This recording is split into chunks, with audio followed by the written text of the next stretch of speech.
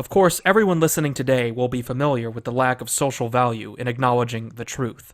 The truth, as Spandrel puts it, is that any society that has a core of white men will result in a society run by white men. This is simply what will happen, naturally, biologically, when sufficiently large numbers of people are in free competition with one another, and there is a sizable block of white men. But they won't form a cohesive ruling class. Let's get back to Spandrel. Quote, "The point again is that you can't run a tight, cohesive ruling class with white men. They don't need to be loyal. They'll do okay anyway. A much easier way to run an obedient, loyal party is to recruit everyone else. Women, blacks, gays, Muslims, transsexuals, pedophiles. Those people may be very high performers individually, but in a natural society ruled by its core of high performers, i.e. a white patriarchy, they wouldn't have very high status. So if you promise them high status for being loyal to you, you bet they're going to join your team. They have much to gain, little to lose. The coalition of the fringes, Saylor calls it. It's worse than that, really. It's the coalition of everyone who would lose status the better society were run. It's the coalition of the bad, literal kakistocracy. There's a reason why there's so many evil fat women in government. Where else would they be if government didn't want them? They have nothing going on for them, except their membership in the Democratic Party machine.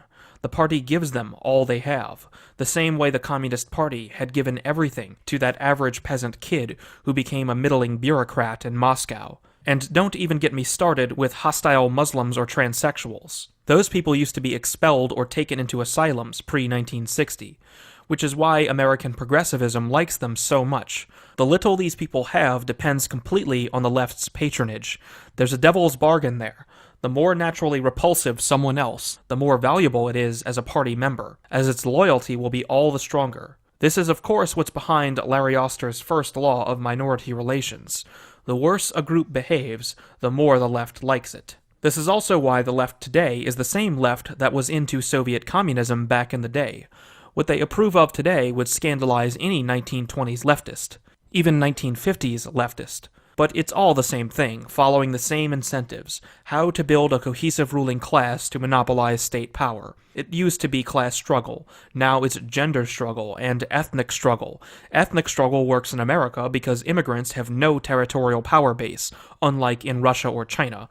So the old game of giving status to low-status minorities works better than ever. It works even better, unlike Lenin's Russia. America has now access to every single minority on Earth, which is why the American left is busy importing as many Somalis as they can, the lowest performing minority on Earth. Just perfect. Yes, it's all madness, but it works. It really works like a charm. The richest parts of America, California, and New York are now a one-party state. America has legislation which forces every private enterprise of size to have a proportion of women, of black people, and sexual deviants, who of course know they don't belong there, and thus are extremely faithful political commissars, more faithful than the actual official political commissars that Communist China has also in their private companies."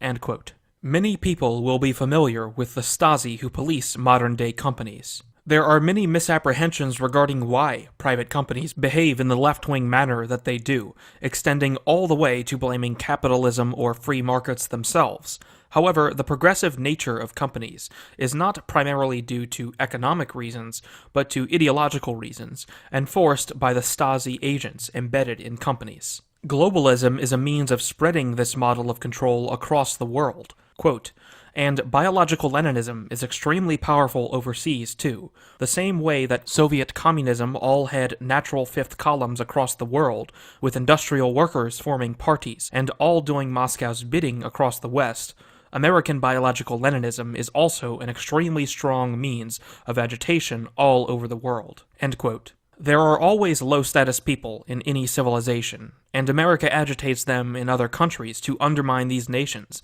in the same way that has been done in the West. The word for this today is globo homo. Whether or not globo homo will succeed is a question too grand to address here, and more interesting is the path it will take in the American nation that birthed it. Quote, "The question, of course, is how biological Leninism is going to evolve. Both Soviet and Chinese Leninism changed a lot during their tenure.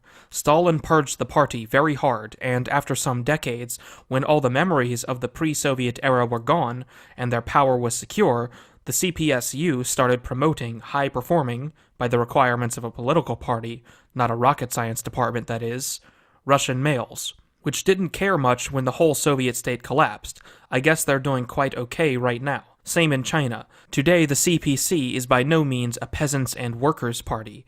It's a best guy of the class party. Loyalty is not ensured by the threat of landowners coming back to enserf them and their children. It's ensured with a next-gen surveillance and propaganda apparatus. Note that both Russia and China kept class struggle as the official ideology which everybody was, and is, forced to parrot incessantly to keep their jobs. Russia and China both stopped their peasant kakistocracies after a few decades, but they already had a nominal single-party dictatorship, and centuries of tradition of autocracy to feed upon. America is still 20 years away, if not 10, from a single-party regime, and it has a tradition of adversarial democracy, which makes it very hard to stop the ratchet. Even if it stopped, the ideology is already there. In the best-case scenario, where a democratic single-party regime gets its Stalin to purge the country of agitators and stabilize the regime, you still get 2020 rhetoric frozen as the state religion. Women are sacred, can't even joke about them. Islam is peace, transsexuals get to retroactively change their birth certificates. It's not okay to be white. White men get to run the country, but they must parrot all this stuff 5 times a day, facing at the Great Zimbabwe." End quote. The end of Spandrel's first essay is very interesting, and points out that once totalitarian control is achieved, leftward movement stops. The regime is then frozen in place, with no further progress in its ideology. This is because it is no longer necessary. The ideology is merely a means to an end, and that end is totalitarian control. One may wonder what the ultimate goal, purpose, or function of the cathedral is, and this is it. Totalitarian control is the end in and of itself, not for any stated propagandistic reason, such as uplifting the disadvantaged, but for power and only power. To go from low status to high status.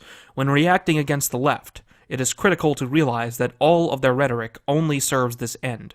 The basic followers may not realize it, and they are all the more pitiful for it, but there is no purpose in the left other than to seize power for itself. There is no moral argument to be had with such a force. The only way to oppose it is to likewise engage in this ruthless power struggle and win. This red pill is a liberating one, because it absolves you of having to deal with any of the left's moral claims. There is no moral ground on the left, and therefore any debate over morality with the left is purely tactical. A moral reactionary owes the left nothing. History demonstrates this truth of the left. We can look beyond the facile examples of the Soviet Union and various other communist countries, and look at the French Revolution, Oliver Cromwell, and the latter days of the Roman Republic. The nature of the left is less a matter of the sincerity or lack thereof of any particular person, and more of a law of nature.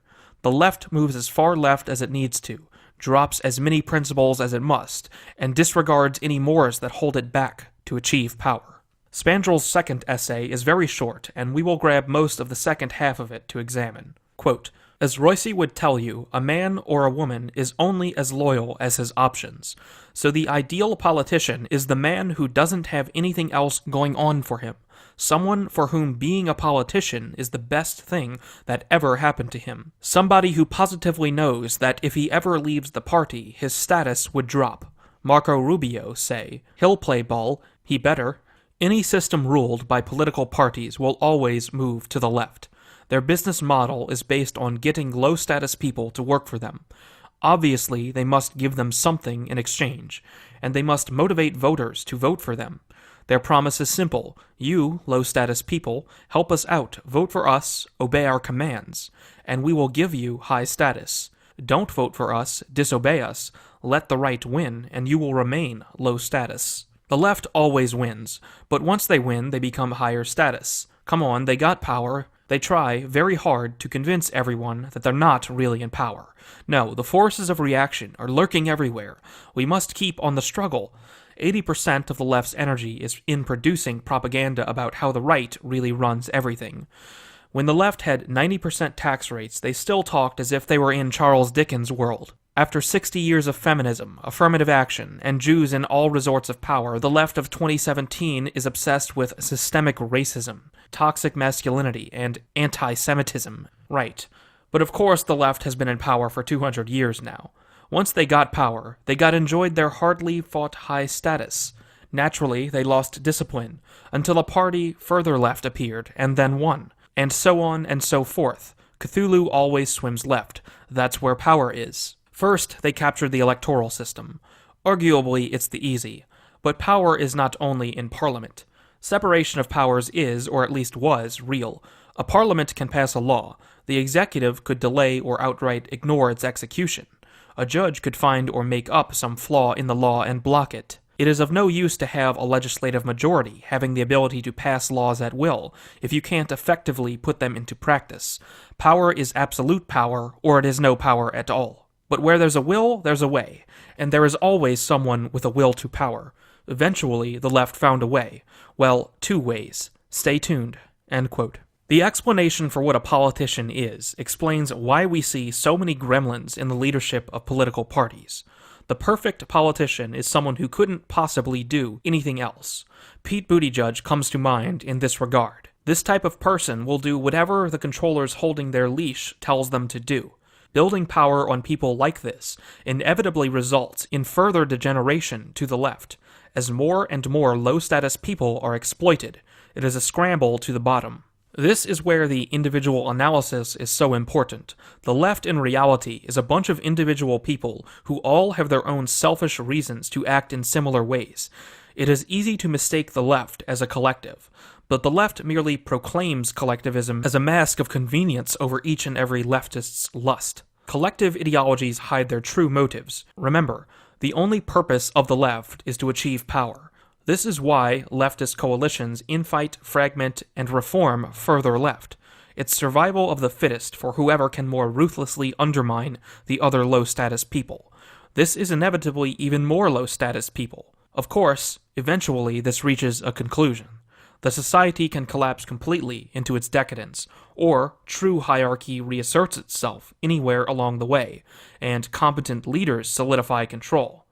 This may sound nice to right-wingers, but of course, true hierarchy can also assert itself in the form of Joseph Stalin. Stay tuned for the next video.